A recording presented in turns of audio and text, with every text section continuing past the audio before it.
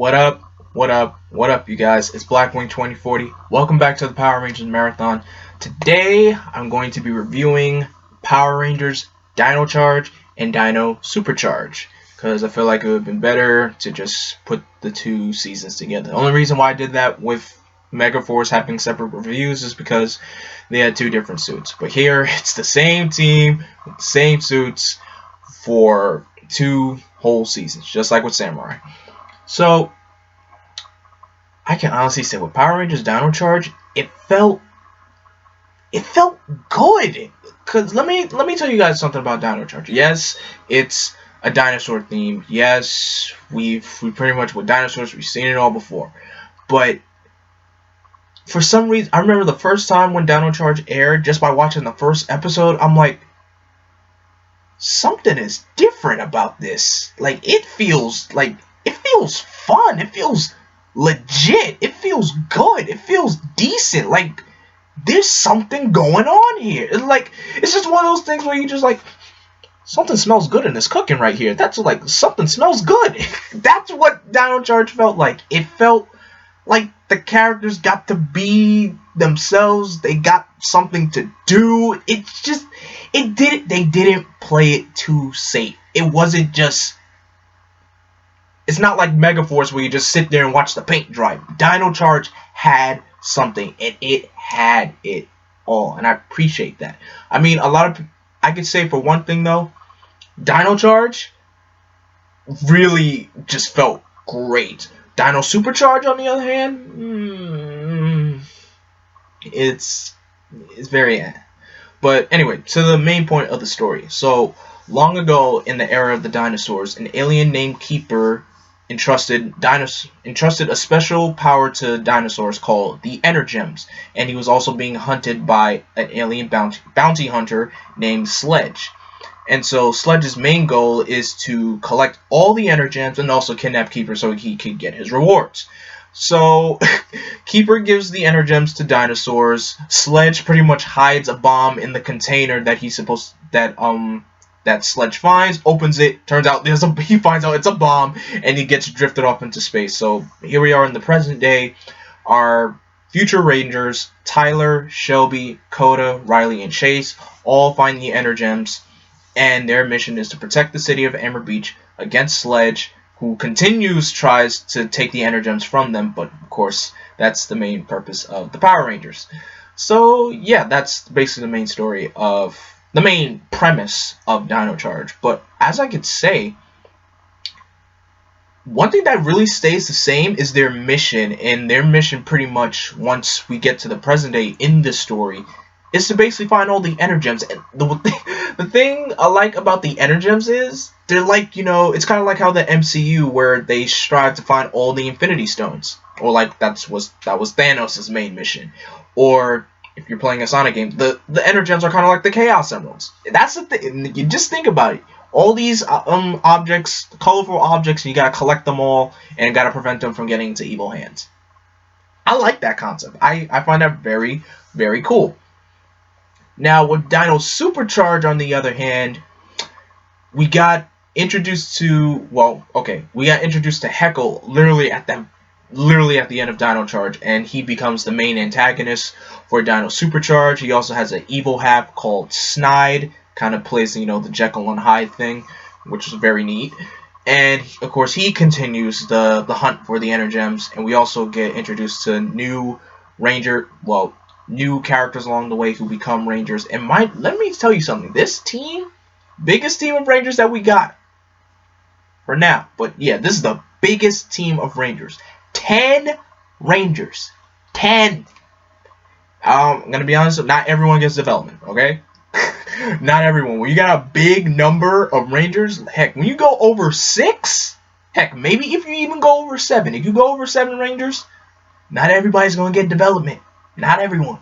But just the main 6. The main 6 will get developed, and that's a must. The main 6 must always get development.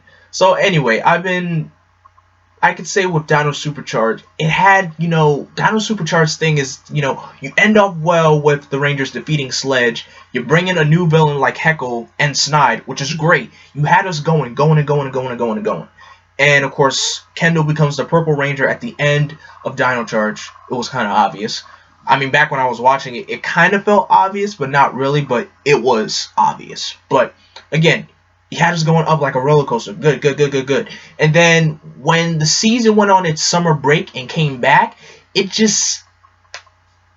went down. It kind of felt like the middle half of Dino Supercharge felt like just a roller coaster. Yes, the main mission is to find the energems, but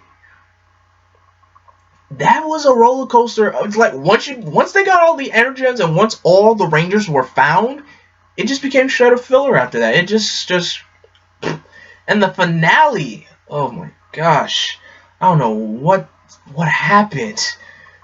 It turns when Keeper tells the Rangers that it's time for you guys to realize the main purpose of the energems. The main purpose of the energems is basically just to create a time portal. You mean to tell me the main collectible object that gives the Rangers their powers, all together they could create a time portal? If anything, you could just find a way, some scientific device or something to create a time device. But the fact that you just dumb it down like, oh yeah, Rangers, the main purpose of the energems is basically to create time travel. I'm like, that's kind of a letdown. That's pretty much a big letdown.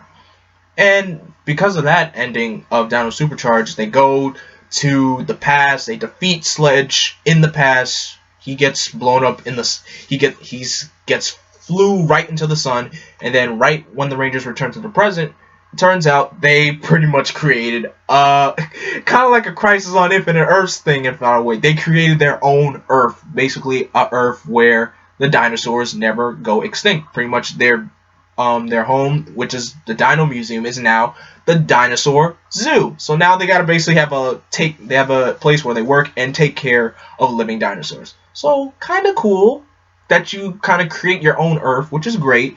But the fact that just some of the bits that just feel so let down, it's not that great. But I mean, not to say it's not all bad. Dino Charge really is not all that bad. There's some really high, cool, fun moments in here. Because trust me, when Dino Charge went on its summer hiatus break, I was like, yo, what's gonna happen next? What's gonna happen next?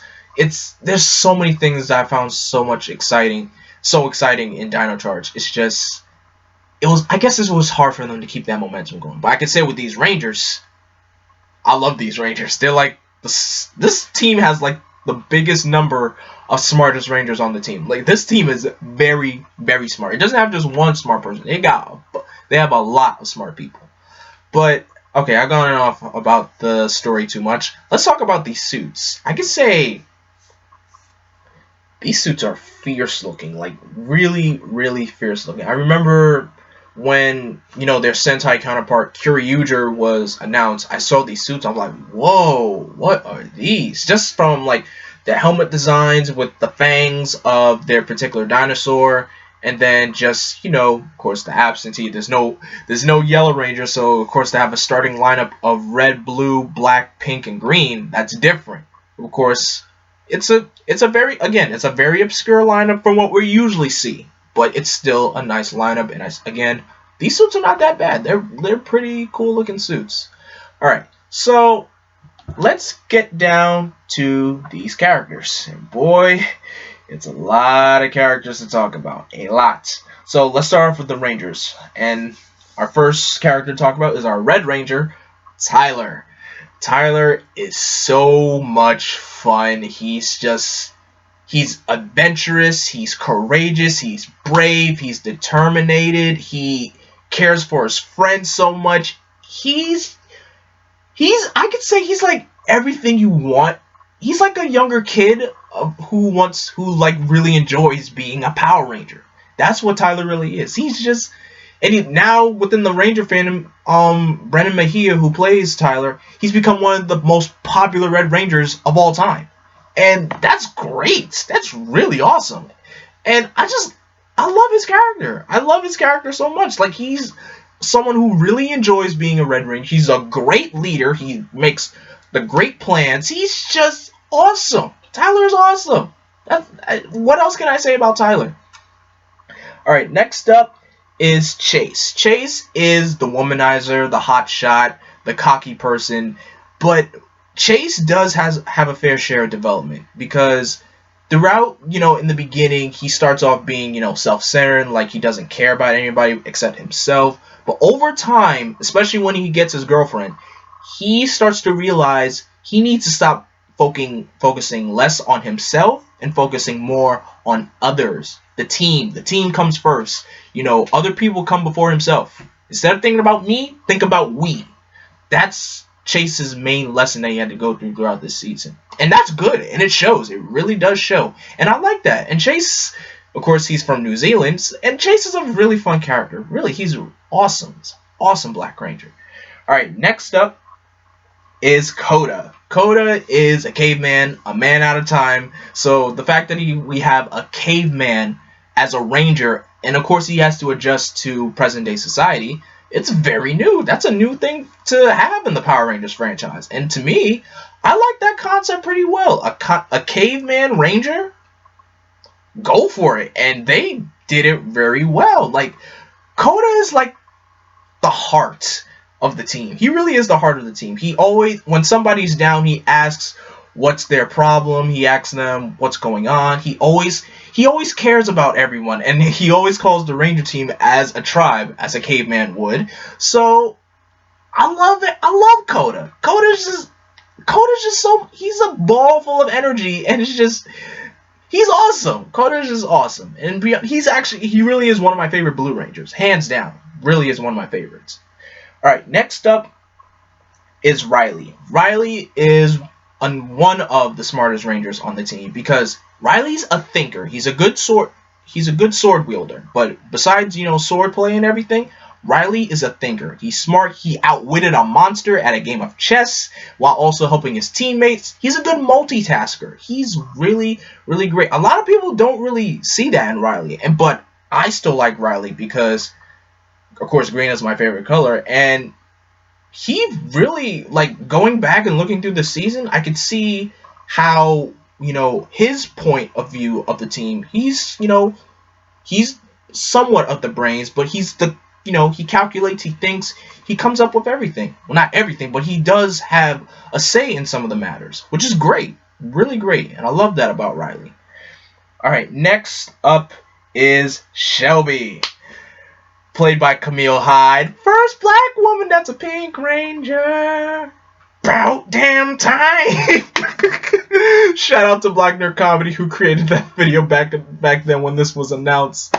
But yeah, Shelby, our first ever Black Pink Ranger, which is a long time coming because every other color had, an African American represented, but the fact that we have a Black Pink Ranger, about time. Shelby, oh my gosh, I love Shelby. She has a smart mouth, but don't get me wrong, she loves dinosaurs. She loves talking about dinosaurs. She loves researching everything about dinosaurs, and I love how she tries to make a say about herself on the team when their mentor Kandill just feels like Shelby is pretty much obsolete or she has nothing to offer for the team. But she does. She created her own Zord. She came up with the idea to create a device to find the other energems. Shelby has something to offer, and the fact that Miss Morgan took the time to realize that really shows. Like, Shelby is awesome. She's up there as one of my favorite Pink Rangers, hands down. One, because she's African American, because, represent to the sisters. Gotta represent the sisters. And two, she's smart. She's really smart. Really, she's awesome. Alright, next up is Ivan. Sir Ivan of Xandar. Another Ranger from out of time. So, Ivan was pretty much how he found his energem. He got absorbed by one of Sledge's generals, Fury, and I'm gonna get whenever I get to him. And Fury had him held up in his chest for pretty much for a long, long time. And I always thought that when that gold energy that was bursting out of Fury, I thought, that was going to be Tyler's dad. Because I was like, oh, that's really going to be his dad. It's really going to be his dad. But now that I think about it, since it was gold energy, I'm thinking like, oh, gold energy tying into the gold energem. I'm surprised I didn't notice that before. I never noticed that before when Dino Charge was airing. But now looking at it here, I'm just like, oh, pieces to the puzzle start to connect here. But yeah, Ivan as a ranger, he's awesome. He's like, I call Ivan the Thor of Power Rangers because, you know, speaking in, you know, proper language, he's very noble, honorable. He always just, he's pretty much a knight in person in modern times. So Ivan is just awesome. I love his character. Really, he's just awesome. All right, next up is James Navarro, who is Tyler's father, and he's also the Aqua Ranger. So I can't really say much about James because he's not always around. And of course, they couldn't really do much with his... I wish his character was around a lot more, though. But, you know, his main, you know, purpose throughout the season is that, you know, he was trying to help, you know, the other Rangers out by looking for the other energems by himself, instead of just staying with the Rangers on Amber Beach. Which is smart because, you know, kill two birds with one stone, to multitask. You know, while you're over here doing this, protecting the city, I'm going to be out there looking for, you know, the other energems. That's what I'm going to do. So I find that very smart. And ever since he got the energem, he doesn't age. So if you see in him and Tyler together, it kind of makes it feel like, you know, it doesn't seem like his father, more like, you know, he's his brother. But overall, James, he's okay. He's a good character. Really good character. Alright. Our next character to talk about is Prince Philip, who is the Prince of Xandar. And he is the Graphite Ranger. Now, I know they had to come up with a name for this Ranger because his Sentai counterpart is called, you know, Kiryu Gray. So I guess it would have been weird to call him, oh, he's the Gray Ranger. So coming up with a name called the Graphite Ranger, I guess I'll give them creative props for that. They made it work. They made it work somehow. So Prince Philip really came into his own because starting out as someone who's very, you know, he's a prince, he looks down on others, but when he realizes what the Rangers are doing, and the Rangers did save his life, so he owes it to them, and he pretty much makes it his goal to, you know, find an energem, and he wants to help the Rangers.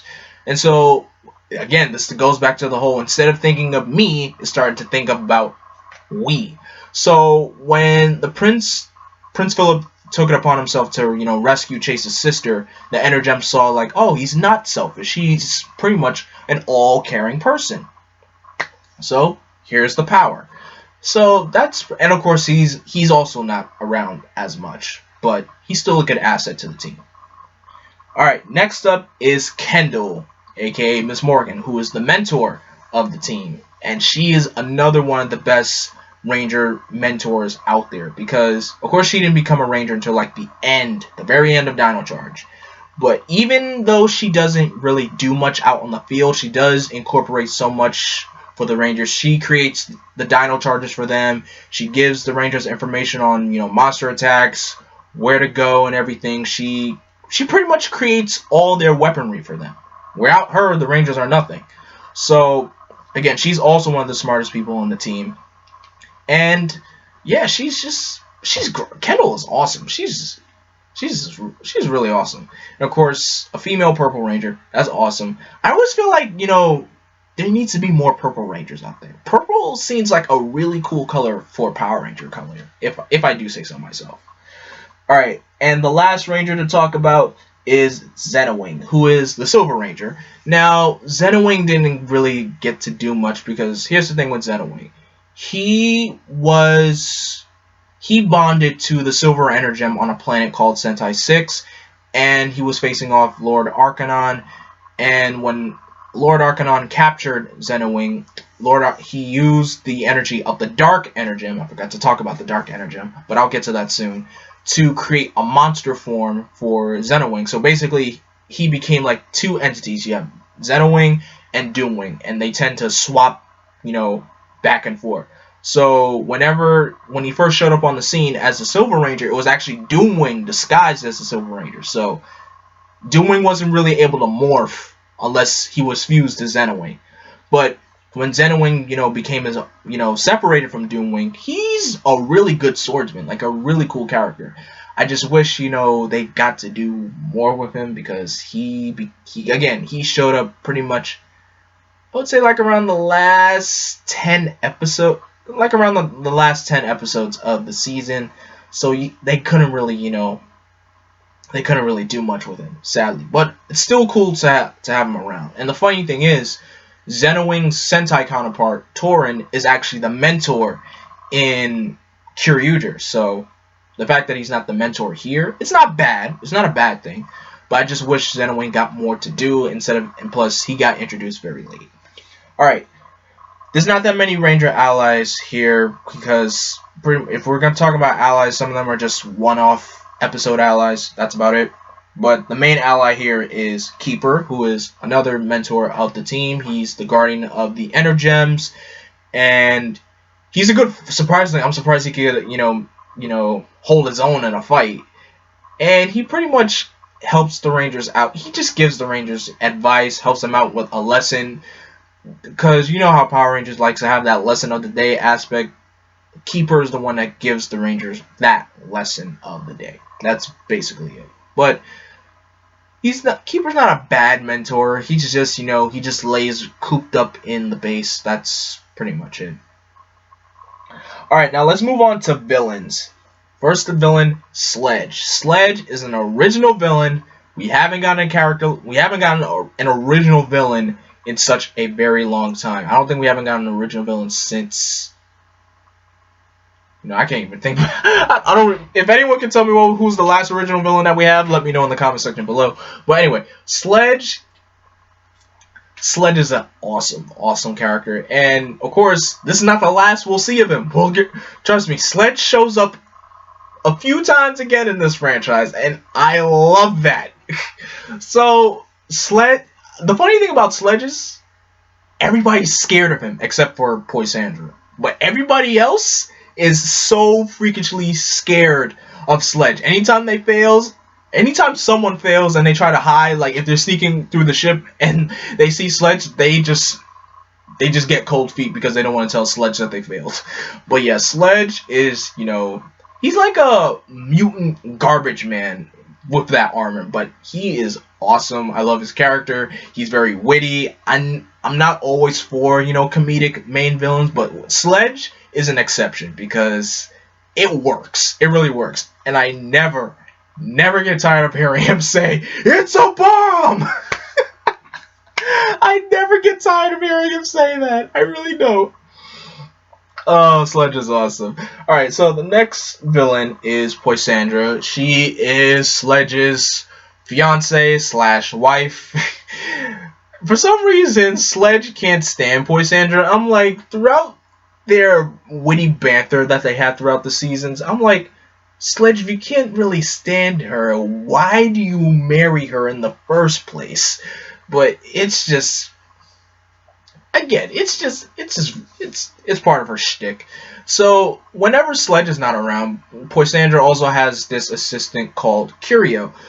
Polissandra and Curio are always together, always. So basically, Curio's like this one character just to keep Polissandra occupied and everything, to keep her busy.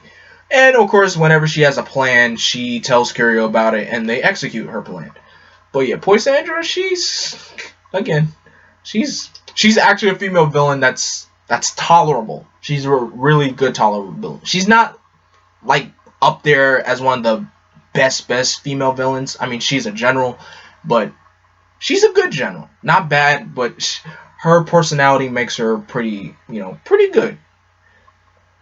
Alright, next up is Wrench. Wrench is basically the brains of Sledge's army. He creates all the equipment for Sledge. He also created this device called the Reanimator, where pretty much they really reuse a lot of the monsters in Dino Charge. And I'm amazed at how many times they reuse it. I'm like, wait a minute.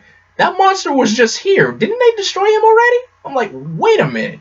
So I like that about Dino Charge, them that they had the the option to reuse monsters, which was great. So yeah, Wrench is the brains of the team. He always tries to make sure everything is tip-top shape and everything. And of course, if anything's wrong with an invention that he's creating, he always tells Sledge, lets him know.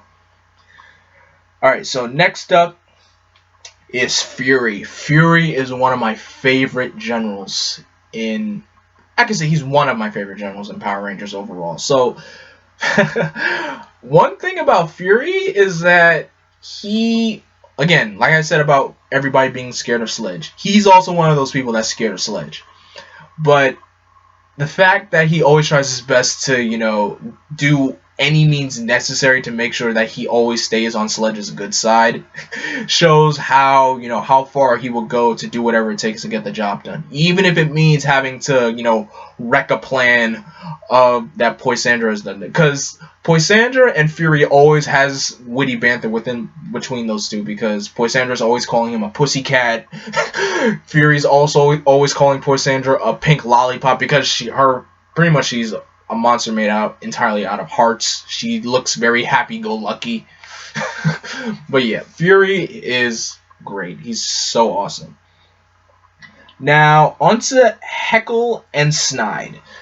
Now, again, I like the whole Heckle and, Dr. Jekyll and Mr. Hyde thing with Heckle and Snide. Now, Heckle's main origin is that he was, the keeper of the Dark Energem, and his home was Sentai 6. So when Lord Arkanon destroyed Sentai 6, Heckle pretty much took the Dark Energem and it turned him into Snide. And so there was like a time limit. Like, Heckle would be around for a few moments, and then whenever Heckle's time was up, his tattoo on his neck would glow, and then he would turn into Snide.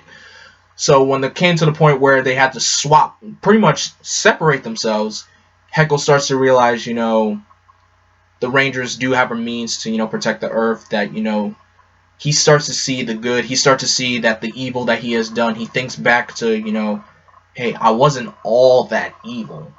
I still have good in me. And then, of course, at the end of the show, Keeper decides to make Heckle the keeper of the Dark Energem.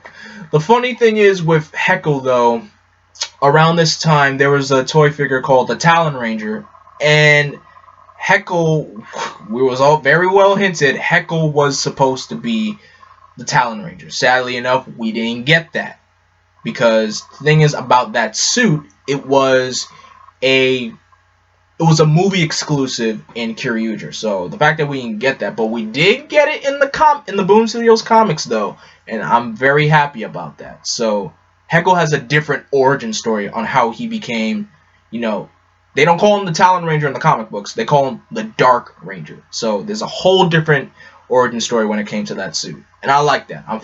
The fact that we still got to have it in the franchise, I'm glad. I'm happy about that. Alright, so next villain to talk about is Lord Arkanon. He didn't stay around that long. He looked menacing, but again, he didn't stay around that long. He didn't really do much of anything at all. And of course, he was, holding the Dark Energem, and when it came time to use it, the Rangers defeated him with ease. And turns out Arkanon is the one that hired Sledge, giving him the bounties and everything. Arkanon is the reason why Sledge has all those asteroids that he collected. But the thing is, when Sledge came back, it's like Arkanon just became so afraid of Sledge. It's just like, for some reason, Sledge just knows how to put fear in people. It's crazy, but cool at the same time, because Sledge is an original villain, and the fact that Lord Arkanon, who is pretty much his suit was used in Kyryuger, and the fact that we get to use it here, not pretty much used at all, barely, but I could still say that Sledge has that presence of just making everybody, cower in fear. So the fact that Sledge has that same impression on Lord Arkanon, that's saying something. But I can't really say much about Lord Arkanon because he barely did anything. Barely. Alright, next up is Singh. Singh is a general who works for Lord Arkanon and pretty much has a rivalry with Fury. And throughout the season, he makes a few moments where he's like, "You guys are giving me a headache." He's very nonchalant. He's very schemish. I could say he's not very schemish on the terms of like Darkondo or Deviant. No, he's nowhere on that level. But I could definitely say he does like have, when he's told to follow, when someone gives him orders, he follows those orders. And if Lord Arkanon is telling him like, "Hey, I need you to sneak in, join the ranks of these people, tell me what's going on," Singe will do it. So I could say that's a good thing about his character. And the last villain to talk about is Doomwing. So like I already mentioned with Doomwing and Xenowing story, Doomwing, I like his design as a whole. Really do. I like his design. Of course, he's not around that long at all. Of course, he was disguised as the Silver Ranger.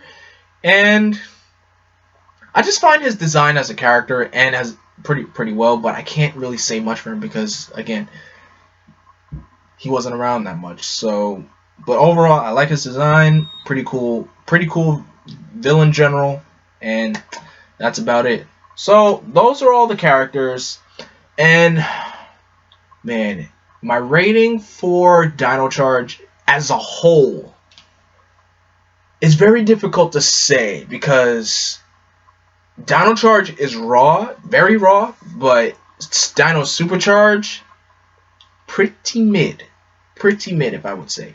Now here's the thing though, if anything I could say that will make it better is if, get all the 6 Rangers together in Dino Charge. Of course, they defeat Sledge. Keep the hunt of the energems going. Yes, keep that going.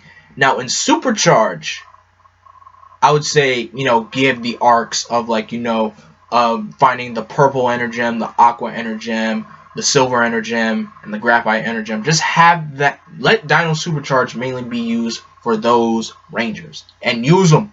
Because the fact that you already have, pretty much 8 Rangers by the end of Dino Charge. There's only 2 Rangers left to find in Dino Supercharge. So that's what I would do to, fix Dino Charge and Dino Supercharge. But anyway, that's my review of Dino Charge. In the comment section below, what did you think of Power Rangers Dino Charge? Who was your favorite Ranger? Who was your favorite character? Who was your favorite villain? Because I really do love these villains in this season. Let me know in the comment section below. Don't forget to like, comment, share, and subscribe. And stay tuned for my review of Power Rangers Ninja Steel because, oh boy, that season, Ninja Steel was boring. Very boring. Despite it being the 24th and the 25th season of Power Rangers, there were still some good aspects to that season. But stay tuned for that review. And as always, I am Vengeance. I am Darkness. I am Blackwing. Stay golden, and may the power protect you.